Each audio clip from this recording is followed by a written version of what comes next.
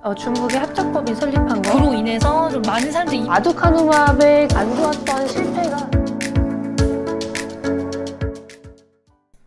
안녕하세요, 월리버입니다. 여러분, 오늘은 마지막 주식창이 열리는 날이었습니다. 내일은 휴장이고요.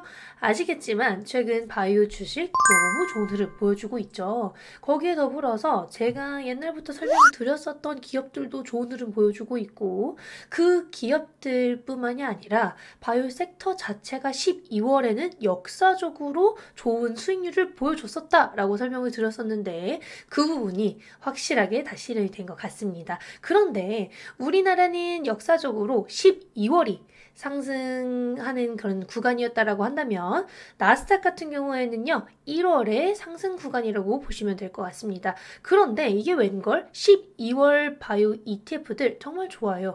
우리나라뿐만이 아니라 해외 바이오텍들도 지금 좋은 흐름 보여주고 있고 ETF들은 장난이 아닙니다.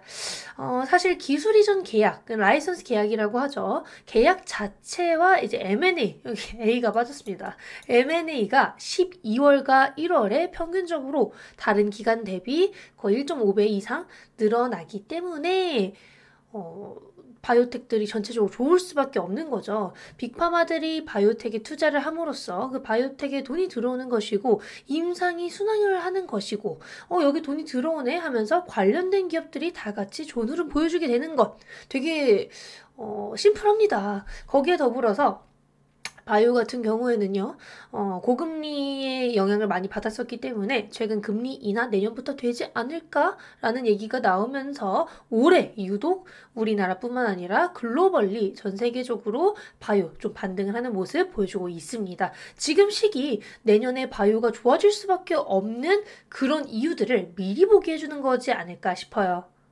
제가 저번에 바이오 산타랠리 설명드리면서 만들었었던 표인데요. 코스닥 제약지수 월별 수익률을 보시면 12월이 가장 좋았었던 거 알 수 있겠죠. 1월 같은 경우에는 케이스 바이 케이스고 2월도 케이스 바이 케이스입니다. 근데 12월은 역사적으로 좋았었기 때문에 그렇게 12월 전에 12월 좋을 거라고 설명을 드렸었던 겁니다. 제 말 들으셨으면 아주 좋은 그런 수익 보셨을 거라고 생각을 하고 있고요. 이거는 제가 미래에셋 증권 김승민 위원님한테 받아온 건데요. JP모건 헬스케어가 있는 1월 나스닥의 바이오 주가가 좋았었다라고 합니다. 이 네이비색이 1월 달의 주가라고 할 수 있는데요. 아시겠지만 미국은 우리나라보다 선반영보다는 후반영이 더 많은 그런 국가입니다. 그렇기 때문에 JP모건 헬스케어가 일어나고 있는 그 시기 혹은 이후에 어떤 트렌드가 있었는지 어떤 계약들이 있었는지에 따라서 좀 1월 주가가 좋았었던 것이 아닐까 싶습니다. 19년까지의 수익률을 제가 보여드리는 이유는요. 20년부터는 코로나가 엄청나게 심각했었기 때문에 그 전까지 어떤 흐름이었고 내년부터는 코로나가 없는 시대라고 해도 과언이 아니기 때문에 이번 자료 이렇게 받아왔습니다. 되게 심플하죠. 역사적인 흐름을 반영해서 이제 12월 바이오 좋았던 거라고 할 수도 있겠는데요. 아까 맨 처음에 설명을 드렸다시피 이제 금리 인하기 그리고 M&A와 기술 이전 계약 증가로 인한 우리나라 기업들에게 좋은 영향 주는 것도 당연히 있습니다. 글로벌 트렌드에 부합하는 기술을 보유하는 기업들이 최근에 굉장히 많이 오르고 있는데요. 그 이유는요.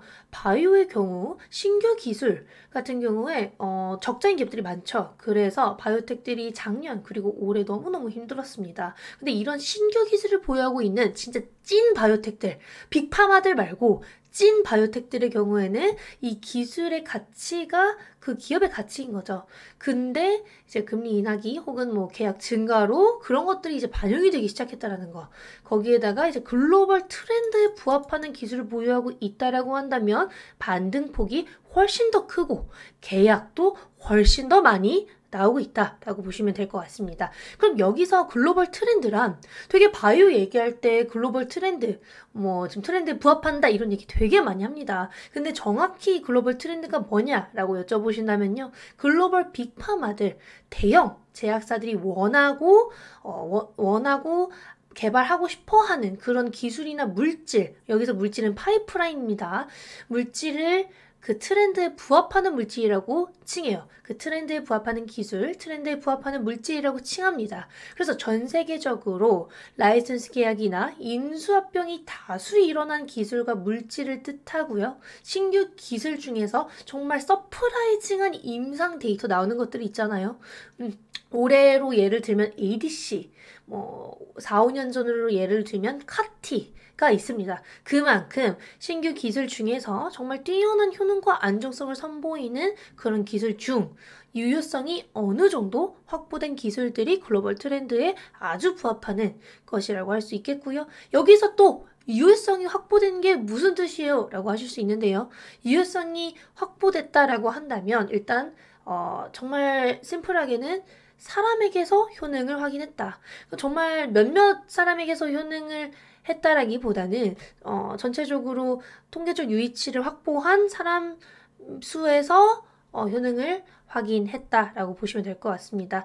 혹은 더 하이 레벨로 보자면 상용화된 적 있는 기술, 그러니까 상용화된 적 있는 기술이라는 것은 앞으로도 그럴 가능성이 높으며 어느 정도 유효성이 이미 확보가 된 그런 기술이기 때문에 레퍼런스가 있는 것이죠. 그래서 사람에게서의 효능과 안정성이 확인이 된 그런 기술이 유효성이 확보된 기술이다 라고 뜻합니다. 그래서 글로벌 제약바이오 기업들은요, 실적 발표 때나 학회에서 자신들이 원하는 기술이 무엇이고 어떤 기술이나 물질을 살 것인지 미리 보기를 해줘요. 대충 알려줍니다. 그렇기 때문에 빅파마들이 모두 원하는 게 어딘지만 보아도 트렌드를 확실하게 알 수 있었다라는 거. 제가 레오캔바이오 설명을 드리면서 말씀을 드렸었는데요. 최근 들어서 빅파마들이 학회에서 발표를 할 때마다 나 ADC를 성장 동력으로 찾고 있어. M&A 타겟으로 보고 있어. 라이선스 딜 타겟으로 보고 있어. 이런 얘기를 되게 많이 해줬었습니다.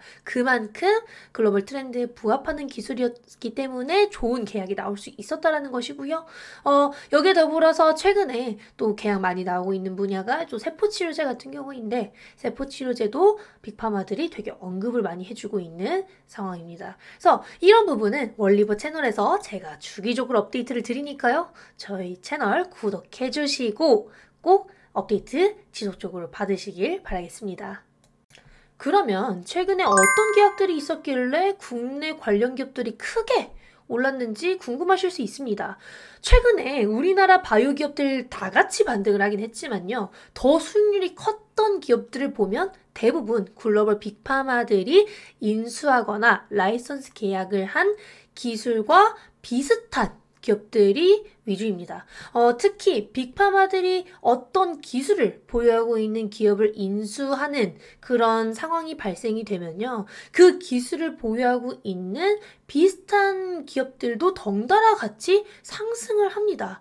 옛날에 좋은 예시가 비만 치료제나 내쉬, 비알코올성 지방간염 같은 경우에도요. 한 기업이 비알코올성 지방간염 관련해서 한 특정 타겟으로 좋은 임상 데이터가 나오면 그 타겟으로 임상을 진행하고 있는 다른 기업들도 덩달아 상승을 했었어요. 그렇기 때문에 관련 기업들 출연액이 너무 좋고 관련 기업들이 상승폭이 더 클 수밖에 없습니다. 최근에 있었던 계약들 중에서 12월에 또 이번 주에 있었던 계약을 살펴보자면요. 아스트라제네카, 항암제의 대장이라고 해도 과언이 아닌 아스트라제네카가 12월 중국 그라셀 바이오테크놀로지를 약 1.6조 원에 인수를 했습니다. 이제 그라셀 같은 경우에는 임상 초기 단계에 있는 파이프라인을 보유하고 있는 기업인데도 1.6조 원에 팔렸어요. 와, 세포치료제 그렇게 안 좋아하더니 지금 다들 반등을 하고 있고 카티가 이 세포치료제가 안정성 이슈가 있긴 하지만 정말 뛰어난 유효성에 거기에 더불어서 최근 블록버스터급 연 매출 1조 원이 넘는 세포치료제들이 많아지면서 이쪽도 계약이 많아질 수밖에 없게 된 거예요. 그래서 우리나라 기업들 중에서 큐로셀, NKMX, GC셀, 앱클론까지 세포치료제 개발 기업이지 않습니까? 그 중에서도 카티 세포치료제를 개발하고 있는 앱클론 같은 경우 오늘 더 많이 올랐죠. 그 이유는 이렇게 빅파마가 카티에 여전히 관심이 많고 CAR-T 관련 라이선스 계약이 올해 정말 많았습니다. 올해 하반기에 많았어요. 그래서 ADC도 올해 라이선스 계약이 가장 많았던 기술 중 하나인데 그런 게 이제야 반영되는 만큼 CAR-T도 마찬가지인 것이 아닐까 싶습니다. 그 다음으로는 BMS죠. 브리스톨 마이어스 스퀴브. BMY가 티커예요. 이 BMS 같은 경우에는 12월에만 큰 기업 두 군데를 인수하고 10월에도 큰 기업을 인수했습니다. 최근에 인수를 되게 많이 하고 있어요. 근데 이제 레이즈바이오라는 방사선 의약품 항암제 개발 기업을 샀어요. 그래서 오늘 또 퓨처캠이 다른 기업들보다 많이 오른 것인 거예요. 방사선 의약품. 방사선 의약품이 뭐냐면요. 정말 쉽게 설명을 해드려보자면요. 종양세포에 암세포에 결합해서 표적 방사선을 전달해 암세포를 죽이는 암세포를 사멸하도록 유도하는 그런 의약품입니다. 그래서 레이지바이오라는 방사성 동위원소 보유기업 레이즈바이오는 방사선 의약품 항암제를 개발하는 기업으로 최근에 관심을 많이 받았었는데요. 방사선 의약품이 ADC 다음에 트렌드가 될 거야 라는 얘기도 한번 나왔었던 만큼 이렇게 BMS가 좀 급하게 샀던 것이 아닐까 싶습니다. 이렇게 프리미엄이 100%가 넘어가면 진짜 급하게 사고 싶었구나 라는 얘기가 있어요. 프리미엄은 평균적으로 뭐 50%에서 60%가 가장 많은데 100% 정도 다 주고 방사선 의약품 항암제 개발 기업을 인수했다라는 것도 방사선 의약품 관련 기업들 한 번 더 점프할 수 있는 그런 구간이 되었지 않나 싶습니다. 그래서 이제 퓨처캠이나 SK바이오팜이 관심을 받을 수밖에 없었던 것이고요. 이제 조현병 치료제 개발사인 카루나는 작년에 M&A 타겟으로 되게 언급이 많이 됐었던 기업인데 카루나 같은 경우에는 조현병 치료제 개발 기업입니다. 그만큼 뇌질환에도 다시 한번 물이 들어온다라는 걸 알 수 있겠고요. 거기에 더불어서 당연히 올해의 가장 큰 트렌드 ADC 개발 기업 시스트 이뮨과 라이선스 계약을 체결했습니다. 근데 이 라이선스 계약이 중국 이외 지역에서 약의 제조와 개발, 상업화, 독점권이기 때문에 거의 뭐 인수와 다를 게 없었던 그런 계약이었고요. 10월에는 표적항암제 개발 기업 미라티 테라퓨틱스를 인수했습니다. 표적항암제 같은 경우에는 제가 진짜 여러 번 설명을 드렸었는데 항암제에 있어서 원인이 확실한 경우 표적항암제만큼 좋은 게 없어요. 그런 만큼 표적항암제를 버릴 수 없을 것이고 앞으로도 표적항암제는 항암제의 트렌드의 옆에 있을 것이다 라고 설명을 드렸었고 그에 따라서 BMS가 최근 쇼핑을 좀 많이 했다. 12월에 3건, 10월에도 있었고 이외에 라이선스 계약이나 이런 것도 계속 있었습니다. 그리고 당연히 얀센이 레오캔바이오와 라이선스 계약을 체결했죠. 레오캔바이오의 트롭2 ADC 항암제를 사가면서 국내 투심 자체가 좋아진 것도 있습니다. 우리나라 기업들 글로벌 수준의 라이선스 계약 나올 수 있겠구나. 우리나라 기업들의 기술 정말 진전 많이 됐구나라는 그런 기대감이 올라오고 있는 것 같고요. 과거에 되게 실망하거나 우리나라 그럼 그렇지 라는 얘기가 나왔었던 만큼 최근 이런 좋은 모습들이 앞으로 2024년 더 좋아질 수 있는 그런 기대감 형성하는 것이 아닐까 싶습니다. 참! 아까 제가 간단하게 설명을 드리려고 했는데요. 이제 표적항암제 같은 경우에는 아시겠지만 보로노이와 유한양행의 레이저 티닙 이 정도가 가장 대표적인 표적항암제인 것이고요. 거기에 더불어서 이제 작은 기업들로는 이제 브릿지바이오나 다른 기업들도 있습니다만 개인적으로 보로노이와 유한양행이 제일 임상 데이터가 좋다라고 말씀을 드리고 싶습니다. 진짜 심플하게 천천히 생각을 해보시면요. 금리 인하기가 생각보다 빠르게 올 것이라는 얘기가 요즘 나오고 있고 M&A와 라이선스 계약의 증가만으로도 2024년 바이오장은 많이 좋아질 거라는 기대가 있을 수밖에 없고요. 좋아질 이유는 충분합니다. 그래서 저 두 가지가 계속 된다면 2년 동안, 2년도 아니죠. 3년 동안 지지부진했던 신규 기술들 특히 이제 세포치료제, 유전자 치료제와 같이 정말 떠오르는 샛별들이 자금 이슈가 없어질 수 있을 것이고 투자도 상당히 잘 받을 수 있을 것이고 임상 진전이나 라이선스 계약이 늘어나면서 2024년은 지금과 같은 흐름을 보여줄 수 있지 않을까 기대를 해볼 수 있겠습니다. 그 외에도 AI 신약 개발이나 방사선 치료제 같이 정말 떠오르는 샛별들 있잖아요. 적자 기업들, 이런 기업들은 유독 작년과 올해 힘들었기 때문에 바이오 훈풍을 일으킬 수 있는 요소 중 하나는 이 기업들이 살아나는 것이라고 할 수 있겠습니다. 갑자기 작아졌네요. 그래서 대형주들은 당연히 바이오를 이끌어줄 그런 형들이 될 수 있겠고요. 대표적으로는 이제 유한양행이나 SK바이오파, 그리고 이제 합병하는 셀트리온, 뭐 곧 신약 나온다고 얘기가 나오고 있는 뭐 HLB, 거기에 우리나라의 대장 삼성바이오직스 모두 내년에 좋은 이슈들 많이 있으니까요. 조금 기대해 보셔도 좋을 것 같습니다. 진짜 심플하게 천천히 생각을 해보시면요. 금리 인하기가 생각보다 빠르게 올 것이라는 얘기가 요즘 나오고 있고, M&A와 라이선스 계약의 증가만으로도 2024년 바이오장은 많이 좋아질 거라는 기대가 있을 수밖에 없고요. 좋아질 이유는 충분합니다. 그래서 저 두 가지가 계속 된다면 2년 동안, 2년도 아니죠. 3년 동안 지지부진했던 신규 기술들, 특히 이제 세포치료제, 유전자 치료제와 같이 정말 떠오르는 샛별들이 자금 이슈가 없어질 수 있을 것이고, 투자도 상당히 잘 받을 수 있을 것이고, 임상 진전이나 라이선스 계약이 늘어나면서 2024년은 지금과 같은 흐름을 보여줄 수 있지 않을까 기대를 해볼 수 있겠습니다. 그 외에도 AI 신약 개발이나 뭐 방사선 치료제 같이 정말 떠오르는 샛별들 있잖아요. 적자 기업들, 이런 기업들은 뭐 유독 작년과 올해 힘들었기 때문에 바이오 훈풍을 일으킬 수 있는 요소 중 하나는 이 기업들이 살아나는 것이라고 할 수 있겠습니다. 갑자기 작아졌네요. 그래서 대형주들은 당연히 바이오를 이끌어줄 그런 형들이 될 수 있겠고요. 대표적으로는 이제 유한양행이나 SK바이오파, 그리고 이제 합병하는 셀트리온, 뭐 곧 신약 나온다고 얘기가 나오고 있는 뭐 HLB, 거기에 우리나라의 대장 삼성바이오직스 모두 내년에 좋은 이슈들 많이 있으니까요. 조금 기대해 보셔도 좋을 것 같습니다.